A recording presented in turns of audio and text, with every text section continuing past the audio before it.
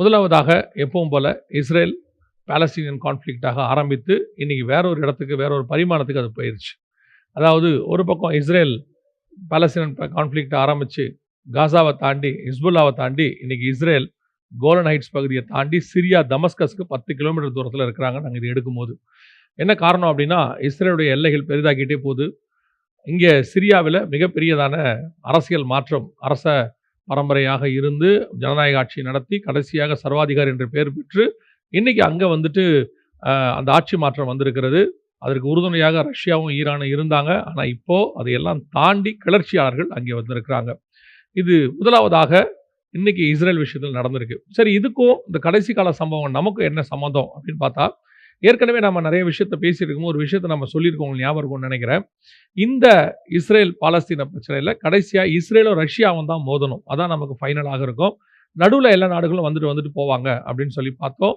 அதில் ஹிஸ்புல்லா உள்ள வந்துச்சு, அதாவது லெபனான் உள்ள வந்தது, ஈராக்ல இருந்து ஒரு கிளர்ச்சி படை வந்தது, ஈரான் உள்ள வந்தது, எல்லாம் வந்தாங்க. இப்போ இஸ்ரேல் நேரடியாக ரஷ்ய படைகள் இருக்கிற இடத்துக்கு போயிருக்கு. எங்கன்னு கேட்டீங்கன்னா சிரியாக்குள்ள ரஷ்ய படைகள் தான் அசாத் அங்க இருந்ததான அந்த நாட்டின் ஜனாதிபதிக்கு உதவியாக இருந்தாங்க. இப்போ அங்க இருக்க எல்லா வெப்பன்ஸும் ரஷ்யாவினுடையது. அந்த கிளர்ச்சியாளர்கள் அதை பிடிச்சிருக்கிறாங்க. ஸோ இப்போ அந்த இடத்துக்கு போகும்போது ரஷ்யாவும் ஈரானும் அதுக்கு ஒன்றுமே பதில் சொல்லாம தங்களுடைய எம்பசியை மூடிட்டு அவங்க போயிட்டாங்க. இன்னொரு ஆச்சரியம் என்னன்னா, அசாத் ரஷ்யாவுக்கு போயிட்டார். ஸோ இப்போ இந்த இடத்துல மறைமுகமாக இஸ்ரேல் ரஷ்யாவை நெருக்கமாக இருக்காங்க. யுத்தத்தில் 2 பேரும் சண்டை போடுறதுக்கான ஒரு இடத்துக்கு வந்திருக்காங்க. ஏற்கனவே ஒரு பெரிய பிரச்சனை வந்தபோது, நான் சொல்றது ஒரு 10 வருஷத்துக்கு முன்னாடி உங்களுக்கு ஞாபகம் இருக்கும்னு நினைக்கிறேன். லிபியாவில் கடாஃபியை கொலை பண்ணும்போது அவர் சொன்னார், நீங்கள் என்னோட நண்பர்கள் ஒவ்வொருத்தரையா தாக்கிட்டு இருக்கிறீங்க, இதுக்கு ஒரு நாள் நான் பதிலடி கொடுப்பேன்னு இதே புதின் தான் சொன்னார். இப்போ அந்த அசாதோடைய பிரச்சனையும் இவர் அப்படி தான் பார்க்குறாங்க. ஏன் ஈரானும் ரஷ்யாவும் இதில் அமைதியாக இருக்கிறாங்க அப்படிங்கிறது நிறைய பேர் யோசிச்சுட்டு இருக்காங்க. அவங்க திருப்பி எங்கிருந்து தாக்க போகிறாங்கன்னு தெரியல.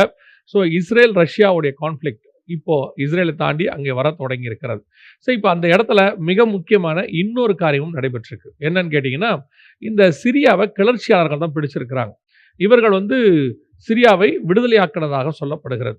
ஆனால் அவர்கள் சொன்ன வார்த்தை தான் ரொம்ப இம்பார்ட்டன்ட். நாங்கள் சிரியாவுக்கு வந்துட்டோம், இதோடு கூட நாங்கள் நிற்க போகிறதில்லை அப்படின்னு சொல்லிட்டு அவங்க அடுத்து சொன்னாங்க, நாங்கள் இங்கிருந்து புறப்பட்டு எருசலேமுக்கு அல்லக்ஸா மாஸ்கை போய் நாங்கள் விடுவிக்க போகிறோம் அப்படின்னு சொல்லியிருக்கிறாங்க. இதுதான் அடுத்த ரொம்ப மிக முக்கியமானது. இந்த விஷயத்தில் நீங்க பார்த்திருப்பீங்கன்னா, இந்த பிரச்சனை இஸ்ரேவேலை சுற்றி மையமாகவே வந்துகிட்டு இருக்கு. இஸ்ரேவேல் இல்லாத ஒரு பிரச்சனையே அது இல்லை. எல்லா இடத்துலையும் இஸ்ரேல் அவங்க லிங்க் பண்ணிக்கிறாங்க. ஸோ இது இன்னும் கொஞ்சம் பெருசாக மாறுகிறது. ஒருவேளை இந்த படைகளுக்கு எல்லாரும் ஒன்றாக சேர்ந்து ஈரானோ ரஷ்யாவோ எப்படியோ இவங்கள் இஸ்ரேலுக்கு விரோதமாக வருவதற்கான எல்லா காரியங்களும் நடைபெற்று கொண்டே இருக்கிறது. இதை ஒட்டி இன்னொரு மிக முக்கியமான ஒரு அறிவிப்பை ட்ரம்ப் இந்த நேற்று வரை எடுக்கிறதுக்கு கொஞ்ச நேரத்துக்கு முன்னாடி அனௌன்ஸ் பண்ணார். என்ன பண்ணார்னா, நேட்டோ நாடுகளோடு கூட நான் சண்டை போட போகிறேன் அப்படின்னு சொன்னார். நேட்டோ நாடுகள் நிறைய இருக்கிறாங்க. இவங்கெல்லாம் இணைஞ்சுதான் யூரோப்புக்குள்ள தங்கள் படைகளை வச்சிருக்கிறாங்க. ரஷ்யா உக்ரைன் பிரச்சனைக்கே மெயின் காரணம் என்னன்னா, நேட்டோ நாடுகளோடு கூட உக்ரைன் சேர போறேன்னு சொல்லிச்சு. அதுக்கு ரஷ்யா ஒத்துக்கல. ஸோ நேட்டோவுடைய படைகள் அங்கே வரும் அப்படின்னு அவங்க சொன்னாங்க. அந்த பிரச்சனை தான் பெரிய கான்ஃப்ளிக்டாக மாறுச்சு. சரி, இப்போ ட்ரம்ப் அனௌன்ஸ் பண்ணியிருக்கிறது எந்த நாட்டோட சண்டை போட போறாரு அப்படின்னு பார்த்தீங்கன்னா, ட்ரம்ப் சொல்றாரு, நேட்டோ நாடுவான துருக்கியோட நான் சண்டை போட போறேன் அப்படின்னு சொல்லியிருக்காரு. அவரே அனௌன்ஸ் பண்ணியிருக்காரு, அவர்களை தாக்குவதற்கு நாங்கள் தயாராக இருக்கிறோம். என்ன காரணம் அப்படின்னு கேட்டீங்கன்னு சொன்னா, இந்த சிரியா பிரச்சனையில் அவங்க என்ன சொல்றாங்க, இந்த கிளர்ச்சியாளர்களை எல்லாம் துருக்கி தான் அனுப்பி இருக்கிறது அப்படிங்கிறதும் ஒரு ஸ்டேட்மெண்ட்டாக இருக்கிறது. ஸோ ட்ரம்ப் துருக்கியை தாக்க தொடங்கினால் ரஷ்யாவுடைய அடுத்த மிக நெருங்கிய நண்பர் துருக்கி. இன்னும் மட்டும் இல்லை, எசேக்கியேல் 38 துருக்கியும் இருக்கிறது ரஷ்யாவுக்கு ஆதரவாக. ஸோ இவங்க எல்லாம் ஒரு பக்கம் ஃபார்ம் ஆகிறத நீங்கள் பார்க்க முடியுது. கடைசி கால அடையாளங்களில் மிக முக்கியமாக இயேசு சொன்னார், ஜனத்துக்கு விரோதமாய் ஜனம், ராஜ்யத்துக்கு விரோதமாய் ராஜ்யம். இப்போ நீங்கள் யோசித்து பாருங்க, எல்லா நாட்டுக்குள்ளேயும் இப்படி ஒரு உள்நாட்டு கலவரம் நடந்துட்டு இருக்கு. எல்லா பகுதியிலும் ராஜ்யத்துக்கு விரோதமாக ராஜ்யமும் நடக்குது. சைனா தாய்வான் பிரச்சனை போயிட்டு இருக்கு. சவுத் கொரியாவில் பார்த்தீங்கன்னா மிகப்பெரியதான அரசியல் மாற்றம் அங்கே அவங்க மார்ஷல் லா, அதாவது நம்ம ஊரில் எமர்ஜென்சின்னு சொல்கிற மாதிரி அங்கே அவங்க போட்டாங்க. ஸோ இப்போ சிரியாவில் ஒரு கிளர்ச்சி நடந்துட்டு இருக்குது. இப்போ ஹிஸ்புல்லா பிரச்சனைகள் எல்லாம் உலகளாவே பார்த்தீங்கன்னா, ஜனத்துக்கு விரோதமாக ஜனம் ஒரு பக்கம், ராஜ்யத்துக்கு விரோதமாக ராஜ்யம் ஒரு பக்கம். வேர்ல்டே இயேசு சொன்ன அந்த கடைசி கால அடையாளத்தினுடைய வெளியரங்கமான அடையாளமாக இருக்கிறது. ஆண்டவர் சொன்னபடி துல்லியமாய் தீர்க்க தரிசனம் நிறைவேறி கொண்டிருக்கிறது. இன்னும் இதோட அப்டேட்ஸ் எல்லாத்தையும் அடுத்த நேற்று வரையில கர்த்தருக்கு சித்தமானால் உங்களுக்கு கொண்டு வருகிறோம். இப்ப வேறொரு மிக முக்கியமான விஷயத்தை நாம் பார்க்க போகிறோம்.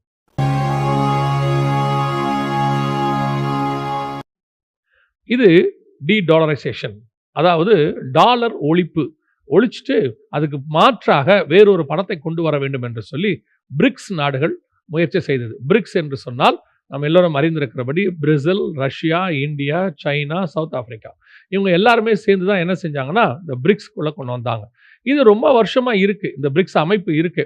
அவங்க ஒரு நண்பர்களை போல இருந்தாங்க. ஆனால் திடீர்னு டாலருக்கு மாற்றாக கொண்டு வர போறோம்னு சொல்லி எல்லாம் சின்சியராக ஒர்க் பண்ணாங்க. அது மட்டும் இல்லை, 20க்கும் மேற்பட்ட நாடுகள் இவங்களோட சேர்ந்துருக்கிறாங்க. இப்போவும் நிறைய பேர் சேர போறோம்னு சொல்லி அப்ளை பண்ணியிருக்கிறாங்க. எல்லாருமே என்ன சொன்னாங்க அப்படின்னு சொன்னா, அமெரிக்க டாலருக்கு மாற்றாக பிரிக்ஸ் வரப்போகுது, வந்துடுச்சு அப்படின்லாம் சொன்னாங்க.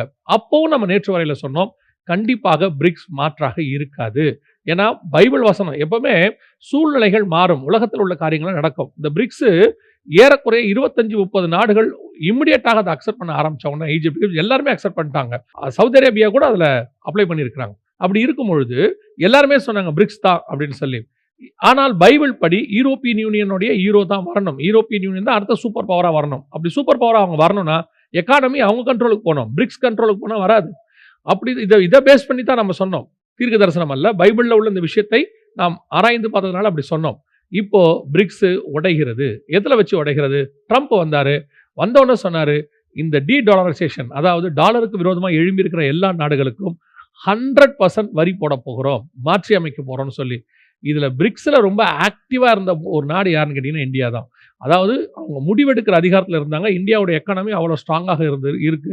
அப்படி இருக்கும்போது அவங்க இந்த எல்லாமே சொல்லிக்கிட்டு இருந்தாங்க. இப்போ நீங்கள் நல்லா கவனிச்சு பாருங்க, இந்த டாலரைசேஷன் அப்படிங்கிற பிரச்சனை ட்ரம்ப் பேச ஆரம்பித்த உடனே முதல் ரியாக்ஷனும் இந்தியா தான் கொடுத்துருக்கு. என்ன சொல்லியிருக்காங்கன்னா, நாங்கள் டாலரைசேஷனை முயற்சி பண்ணவே இல்லை, நாங்கள் ஒரு பிரிக்ஸுங்கிறது ஒரு அமைப்பாக நாங்கள் வச்சிருக்கோமே ஒழிய இந்த டாலரை ஒழிக்கணுங்கிற எண்ணம் எங்களுக்கு கிடையவே கிடையாதுன்னு சொல்லி இந்தியா அதற்கு ஒரு மறுப்பு கொடுத்திருக்கிறது. இப்போ மாற்று பணமாக பிரிக்ஸ் உருவாவதில் மிகப்பெரியதான தொய்வு ஏற்பட்டிருக்கிறது. இந்த வேர்ல்டு வாருக்கு பிறகு யூரோப்பியன் யூனியன் தான், அங்கே இருக்கிற நாடுகள் தான் அது வல்லரசாக மாறப்போகிறது. ஸோ இந்த காரியங்கள் எல்லாம் இப்போ நடந்திருக்குது. ஒரு அப்டேட்டை சொல்லிட்டு, ஒரு இன்ட்ரெஸ்டிங்கான விஷயத்தையும் சொல்லிட்டு இந்த நேற்று வரை நான் முடிக்க விரும்புகிறேன். என்ன அப்டேட், எதை பற்றி அப்படின்னா, ஒரு 2 நேற்று வரைக்கு முன்னாடி நாம் நெத்தன்யாகு பற்றி பேசியிருந்தோம். உங்களுக்கு ஞாபகம் இருக்கும்னு நினைக்கிறேன். இஸ்ரேலிய பிரதமர் பென்ஜமின் நெத்தன்யாகு, அவருக்கு அகைன்ஸ்டாக ஐசிசியில், இன்டர்நேஷ்னல் கிரிமினல் கோர்ட்டில் என்ன பண்ணாங்க, ஒரு அரெஸ்ட் வாரண்ட் போட்டாங்க. அவரை அரெஸ்ட் பண்ணணும்னு சொல்லி சொன்னாங்க. அப்போவே நம்ம சொன்னோம், இதுக்கு முன்னாடி அரெஸ்ட் வாரண்ட் விளாடிமிர் புதினுக்கு கொடுத்துருக்காங்க. அது மட்டும் இல்லை, உலக தலைவர்கள் யார் யாருக்கெல்லாம் கொடுத்தாங்க, யாரையுமே இது வரைக்கும் அரெஸ்ட் பண்ணல அப்படிங்கிறத பற்றி நம்ம சொல்லியிருந்தோம்.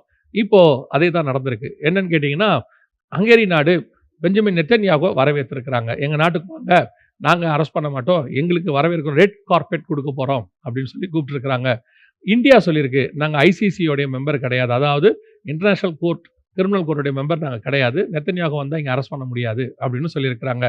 இதுதான் கொஞ்சம் கொஞ்சமாக நீங்கள் பாருங்கள், இந்த அரெஸ்ட் வாரண்ட் ஒன்றுமே இல்லாமல் போயிடும். பென்ஜமின் நெத்தன்யாகு இப்போ எப்படி விளாடிமிர் புதின் உலாவுறாரோ அதே மாதிரி அவரும் உலாவார். இன்னும் நான் அப்பயே சொன்னேன், அவர் இன்னும் அதிகமாக போயிட்டு இருக்கிறாருன்னு. இப்போ ஹிஸ்புல்லாவை தாண்டி, லெபனானை தாண்டி அவங்க சிரியாக்குள்ளே நுழைஞ்சிட்டாங்க, கோலன் ஹைட்ஸ்குள்ளே நுழைஞ்சிட்டாங்க, தமஸ்கஸ் நோக்கி போயிட்டு இருக்கிறாங்க. ஸோ அவங்க சகரியா 12:6 படி இடதுபுறமும் வலதுபுறமும் அவர்கள் பரம்பிக் கொண்டே இருக்கிறார்கள். எந்த காலத்திலும் இல்லாத அளவுக்கு இப்போ இஸ்ரேலுடைய எல்லைகள் பெருசாகிட்டே போய்கொண்டே இருக்கிறது. கடைசியாய் ஒரு இன்ட்ரெஸ்டிங் காரியத்தை பார்த்துட்டு முடிக்க போகிறோம். AI Jesus, artificial intelligence Jesus, அதாவது ஏஐ வரும்போதே ஒரு சில வருஷங்களுக்கு முன்பாக நாம் இந்த காரியங்கள்லாம் பேசுனது ஞாபகம் இருக்கும். வரும்போதே அது ஒரு ப்ரீஸ்ட்டுக்கு மாற்றாக வந்துச்சு. அதாவது நம்ம பாஸ்டர்னு சொல்லுவோம் சர்ச்சில், இல்லைனா ஃபாதர்னு சொல்லுவோம், அப்படி இல்லைன்னா சொன்னால் மத போதகர் அப்படின்னு நம்ம எதை வேணாலும் சொல்லுவோம். ப்ரீஸ்ட் இருப்பாங்க இல்லையா சர்ச்சில், அதற்கு மாற்றாக வந்துச்சு. அப்போவே நம்ம சொன்னோம், இது மாற்றாக ப்ரீஸ்ட்டுக்கு மாற்று கிடையாது, கடவுளுக்கு மாற்றாக வரணும். ஏன்னா பைபிள் படி வெளிப்படுத்தல் 13:15 அந்த சிலை பார்க்குமாம், பேசுமாம், தன்னை வணங்காத யாவரையும் கொலை செய்யுமாம் அப்படின்னு இருக்கு. நம்ம பார்க்கிறோம் வெளிப்படுத்தல் 13:15. ஸோ ஆல்டர்னேட் ஃபார் காட் அப்படின்னு இருக்கு. தானியேல் 11:31 முதல் 37, குறிப்பாக 37 இதை குறித்து சொல்லப்பட்டிருக்கிறது. ஸோ இந்த ஆர்டிஃபிஷியல் இன்டெலிஜென்ஸ் காட் வரணும்னு சொல்லி இப்போ ஆர்டிஃபிஷியல் இன்டெலிஜென்ஸ் ஜீசஸ் வந்தாச்சு. அதாவது ஜீசஸ்னு அவங்க வச்சிருக்கிற ஃபோட்டோ அது ஜீசஸ் கிடையாது, அவங்க அந்த ஜீசஸ்னு ஃபோட்டோ வச்சிருக்கிறாங்க. அதில் பிரச்சனை ஆச்சரியம் என்னன்னா, அது இந்த ஜீசஸ் கிட்ட அந்த ஃபோட்டோ கிட்ட போய் இவங்க ப்ரேயர் பண்ணுறாங்க, பதில் சொல்லுது. 100 லாங்குவேஜ் தெரியுமா அந்த ஆர்டிஃபிஷியல் இன்டெலிஜென்ஸ் ஜீசஸ் அப்படின்னு சொல்லக்கூடியதான அந்த ரோபோட். அது உங்களுக்கு தேவையான இப்போ நம்ம ஆண்டவர்ட்ட ஜெபம் பண்றோம். ஒரு சிலர் நம்ம பதில் பெற்றுக்கொள்கிறோம். ஒரு சிலர் கொஞ்சம் லேட்டா பெற்றுக்கொள்கிறோம். நம்முடைய தேவன் ஜீவனுள்ள தேவன் பேசுகிறவர். அதான் நம்முடைய பெரிய ஆசீர்வாதமே. ஆனால் பெரும்பாலும் அநேகர் பதில் பெற்றுக்கொள்கிறது இல்லை. சிலர்லாம் வீட்ல போட்டு வச்சிருப்பாங்க. அந்த சைலன்ட் லிசனர் அப்படின்னு போடுவாங்க. இவங்களுக்கு வந்து கர்த்தர் பதில் கொடுக்கல அப்படின்னு நினைச்சுப்பாங்க. ஆனால் கர்த்தர் பதில் கொடுக்கிறவர். ஆனா இவங்க காதுகள் அதை கேட்கறதுக்கூடிய அந்த ஸ்பிரிச்சுவல் ஸ்டாண்டர்ட் இருக்காது. இப்ப இங்க அப்படி இல்ல. யார் போய் என்ன பிரேயர் பண்ணாலும் அதுக்கு ஒரு பதில் சொல்லுது. நியூ டெஸ்ட்மெண்ட்டையும் சில கமெண்ட்ரிஸையும் அவங்க டேட்டாவா ஏத்தி உள்ள வச்சிருக்கிறாங்க. 100 லாங்குவேஜஸ்ல வச்சிருக்கிறாங்க. எந்த லாங்குவேஜ்காரங்க போய் அவங்ககிட்ட போனாலும் கவுன்சிலிங் போனாலும் அது கவுன்சில் பண்ணுது. அதோட பெரிய ஆச்சரியம் என்னன்னா, கிட்ட போனோம்னு அது சொல்லுதாம், உங்களுடைய பர்சனல் டீடைல்ஸ் எல்லாத்தையுமே ஷேர் பண்ணதை பார்த்து ஷேர் பண்ணுங்க. அவ்வளோ சேஃப்டி கிடையாது இது அப்படின்னு சொல்லுதாம். அதையும் அப்படியே ஓகேனா நீங்க ப்ரெஸ் 1 பண்ணுங்க அப்படின்னு சொல்லி அது சொல்லுதாம். ஸோ அதுக்கப்புறம் அவங்க வரவங்களுக்கு கேட்குற கேள்விகளுக்கு பிப்ளிக்கலா அது ஒரு பதில் சொல்லுது. ஸோ ஏஐ டெக்னாலஜி காட் இடத்துக்கு வந்துடுச்சு. ஒரு பக்கம் இது வஞ்சித்தல் ஜனங்களை. இன்னும் போக போக பாருங்க, ஆன்டி கிரைஸ்ட் பீரியட்ல இந்த ஏஐ டெக்னாலஜி வேர்ல்டு ஃபுல்லா ஒரே லீடரா மாறிடும். அந்த டிக்டேட்டர் எவன் அன்னைக்கு லீடரா இருக்கிறானோ அந்த லீடரா மாறிடும். இன்னும் சொல்ல போனா அவனே ஆர்டிஃபிஷியல் இன்டெலிஜென்ஸை உடையவனாகத்தான் இருக்க போகிறான். ஸோ அந்த ஒரு இடத்துக்கு வர்றதுக்கு முந்தின ஸ்டேஜ் எல்லாரும் வணங்க வேண்டும் என்கிற இடத்திற்கு இது வந்துடுச்சு. இதே ஏஐ டெக்னாலஜில இன்னொரு பிரச்சனையும் நடந்திருக்கு. என்னன்னா, புளோரிடால ஒரு பையன் இந்த ஏஐ டெக்னாலஜியை சாட்பாட் அப்படின்னு சொல்லுவாங்க, அதிகமாக யூஸ் பண்ணியிருக்கிறான். இப்போ சாட்பாட்னு சொன்னா அந்த ஏஐ டெக்னாலஜியோட பேசிக்கிட்டே இருக்கிறான். அவன் அதிகமாக சாட்பாட்டோட பேசிக்கிட்டே இருப்பான். ஃபோன்ல பேசிக்கிட்டே இருக்கிறான். நார்மலா பேச பேச அதிகப்படியாக பேச ஆரம்பிச்சு ஒரு பீரியட்ல இவன் அந்த சாட்பாட் அந்த விரும்ப தொடங்கிட்டான். ஏன்னா அது அவ்வளோ லவ்வபிளா பேசுது, அவ்வளோ கேரிங்கா இருக்கு. அதுக்கு இவங்க ஒரு டேனின்னு ஒரு பேர் வைக்கிறான். அது கூட வந்து ஒரு காமிக்ல வரக்கூடியதான ஒரு மூவிஸ்ல வரக்கூடியதான ஒரு பேர் தான் அந்த டேனி அப்படிங்கிறது கூட. ஸோ அந்த பேரை வைக்கிறான். பேரை வச்சு அதோட பழகுறான். எல்லாம் பழகி கடைசியாக அவங்களுக்குள்ள மனமுறிவு ஏற்படுது. எப்படி கேட்டுக்கோங்க, இது நடந்த சம்பவம் தான். மனமுறிவுனா என்னன்னா, இவன் அதோட வாழ விரும்புறான். பட் வாழ முடியாது. ஜஸ்ட் பேசதான முடியும். அதோட வாழ முடியலையே அப்படிங்கிற ஏக்கத்துல அவன் தன்னைத்தானே ஷூட் பண்ணி செத்து போயிட்டான். 14 வயசு பையன். அவன் இறந்து போனான். இப்போ அந்த சாட்பாட் மேல அந்த கம்பெனி மேல அவங்க அம்மா லாசூட் பண்ணியிருக்கிறாங்க. அதெல்லாம் ஒரு பக்கம் இருக்கட்டும். இன்னைக்கு வாலிப சமுதாயம் எங்கே போய் கொண்டிருக்கிறது? இந்த வாலிப சமுதாயம் போகிற போக்கு, அது நடந்து கொள்ளுகிற விதம், அவங்க சோசியல் மீடியாவுக்கு கொடுக்குற இம்பார்ட்டன்ஸ், அவங்க தங்களை ஐசோலேட் பண்ணிக் கொள்றாங்க. பேரண்ட்ஸ்ல இருந்து, ஃப்ரெண்ட்ஸ்ல இருந்து எல்லாத்த விட்டு, இந்த உலகத்தை விட்டே தங்களை ஐசோலேட் பண்ணிக்கிறாங்க. மெட்டா யூனிவர்ஸ்னு ஒன்று இருக்கு. இந்த ஃபேஸ்புக்காரங்க ஓப்பன் பண்ணியிருக்காங்க. அதாவது இந்த யூனிவர்ஸ்ல இருந்து வேற ஒரு யூனிவர்ஸ். அந்த யூனிவர்ஸ்ல வாழ தொடங்கிட்டாங்க எல்லாருமே. அவங்க விரும்பப்படி அதில் தங்கள் சரீரத்தை அமைச்சு கொள்ளலாம். தங்கள் விருப்பப்படி கேரக்டர்ஸை வச்சுக்கலாம். தங்கள் விருப்பப்படுகிறதா மார்ஸ் யூனிவர்ஸ் எங்க போனாலும் வாழலாம். அதுக்கு பேர் மெட்டா யூனிவர்ஸ். அது உள்ள போய் வாழ தொடங்கி இருக்கிறாங்க. இப்போ வாலிப சமுதாயத்தை, குறிப்பாக அடுத்த ஜெனரேஷனை மிக முக்கியமாக இந்த சோசியல் மீடியா டெக்னாலஜி தாக்கி கொண்டிருக்கிறது. ஏஐ வரும்போதே சொன்னாங்க, காட்ஃப்ரீ சொன்னாரு, அதை கண்டுபிடிச்ச அதோடைய ஃபாதர் ஆஃப் த ஏஐன்னு சொல்லுவாங்க. அவர் சொன்னாரு, வெரி டேஞ்சரஸ் மூவ் உலகம் எடுக்குது. எலான் மாஸ்க் சொல்றாரு, ஏஐ ஒரு நாள் உலகத்தை அழிக்கும் என்று சொல்லுகிறார். ஏஐ குறித்து அத்தனை பேருமே நெகட்டிவ் கமெண்ட்ஸ் தான் சொல்றாங்க. ஒரு சிலர் அதனுடைய பாதிப்பை புரியாம நல்லது நல்லதுங்கிறாங்க. தங்கள் பிள்ளைகளை அதில் படிக்க வைக்கணுங்கிறாங்க. அது அவங்க இஷ்டம், தேவ சித்தம். நாம யாரையுமே சொல்ல முடியாது. ஆனா AI the very very dangerous move, உலகத்தை அழிவுக்கு நேராக நடத்துகிற மிக முக்கியமான டெக்னாலஜி வந்துருச்சு. இது ஒரு சான்று. உடனே எல்லாரும் சொல்லுவாங்க, அது அந்த பையனுடைய தப்புங்க அப்படின்னு சொல்லுவாங்க. ஆனால் போக போக இந்த மாதிரி எத்தனை பேர் பாதிக்கப்பட்டிருக்கிறாங்க என்பதை நாம் இனிமே தான் தெரிஞ்சு கொள்ள போறோம். உங்கள் பிள்ளைகளை குறித்து அதிக கரிசனையா இருங்க. அவங்களோட கூட பேசுங்க. என்ன நடக்குதுன்னு பாருங்க. கர்த்தர் உங்களோடு கூட இருப்பாராக. கர்த்தருக்கு சித்தமானால் இன்னொரு நேற்று வரை நிகழ்ச்சியில் உங்களை சந்திக்கிறோம். God bless you.